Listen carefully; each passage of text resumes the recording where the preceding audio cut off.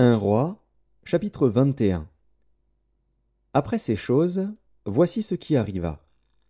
Naboth, de Jizréel, avait une vigne à Jizréel, à côté du palais d'Akab, roi de Samarie. Et Akab parla ainsi à Naboth. « Cède-moi ta vigne, pour que j'en fasse un jardin potager, car elle est tout près de ma maison.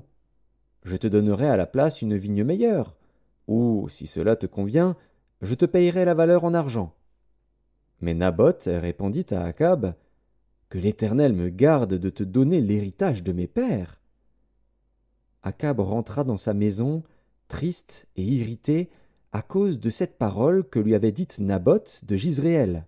« Je ne te donnerai pas l'héritage de mes pères. » Et il se coucha sur son lit, détourna le visage, et ne mangea rien. Jézabel, sa femme, vint auprès de lui et lui dit, « Pourquoi as-tu l'esprit triste et ne manges-tu point ?» Il lui répondit, « J'ai parlé à Naboth de Jizréel, et je lui ai dit, « Cède-moi ta vigne pour de l'argent, ou si tu veux, je te donnerai une autre vigne à la place. » Mais il a dit, « Je ne te donnerai pas ma vigne. » Alors Jézabel, sa femme, lui dit, « Est-ce bien toi maintenant qui exerces la souveraineté sur Israël? Lève-toi, prends de la nourriture, et que ton cœur se réjouisse.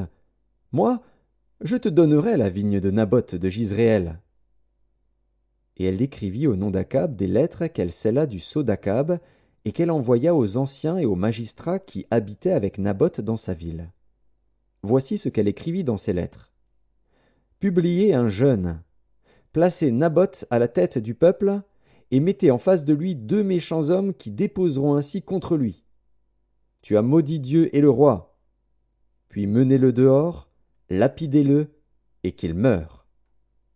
Les gens de la ville de Naboth, les anciens et les magistrats qui habitaient dans la ville, agirent comme Jézabel le leur avait fait dire, d'après ce qui était écrit dans les lettres qu'elle leur avait envoyées. Ils publièrent un jeûne, et ils placèrent Naboth à la tête du peuple. Les 2 méchants hommes vinrent se mettre en face de lui, et ces méchants hommes déposèrent ainsi devant le peuple contre Naboth. Naboth a maudit Dieu et le roi. Puis ils le menèrent hors de la ville, ils le lapidèrent, et il mourut.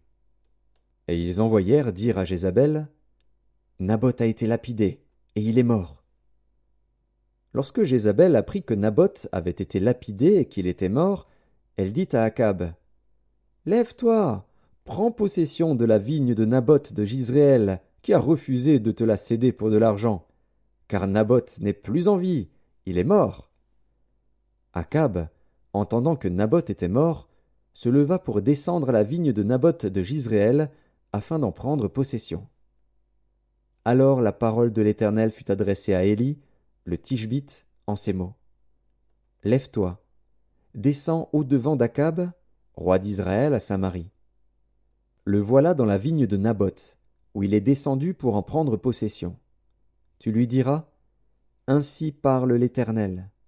N'es-tu pas un assassin et un voleur ?» Et tu lui diras, « Ainsi parle l'Éternel. Au lieu même où les chiens ont léché le sang de Naboth, les chiens lécheront aussi ton propre sang. » Akab dit à Élie, « M'as-tu trouvé, mon ennemi ?» Et il répondit, « Je t'ai trouvé, parce que tu t'es vendu pour faire ce qui est mal aux yeux de l'Éternel. Voici, je vais faire venir le malheur sur toi. Je te balayerai, j'exterminerai quiconque appartient à Akab, celui qui est esclave et celui qui est libre en Israël, et je rendrai ta maison semblable à la maison de Jéroboam, fils de Nébat, et à la maison de Baécha, fils d'Akija, parce que tu m'as irrité et que tu as fait pécher Israël. » L'Éternel parle aussi sur Jézabel, et il dit, « Les chiens mangeront Jézabel près du rempart de Jizréel. Celui de la maison d'Akab qui mourra dans la ville sera mangé par les chiens, et celui qui mourra dans les champs sera mangé par les oiseaux du ciel. Il n'y a eu personne qui se soit vendu comme Akab pour faire ce qui est mal aux yeux de l'Éternel, et Jézabel, sa femme, l'y excitait. Il a agi de la manière la plus abominable, en allant après les idoles, comme le faisaient les Amoréens, que l'Éternel chassa devant les enfants d'Israël. » Après avoir entendu les paroles d'Élie, Akab déchira ses vêtements, il mit un sac sur son corps, et il jeûna. Il couchait avec ce sac, et il marchait lentement. Et la parole de l'Éternel fut adressée à Élie, le Tishbite, en ces mots. As-tu vu comment Akab s'est humilié devant moi?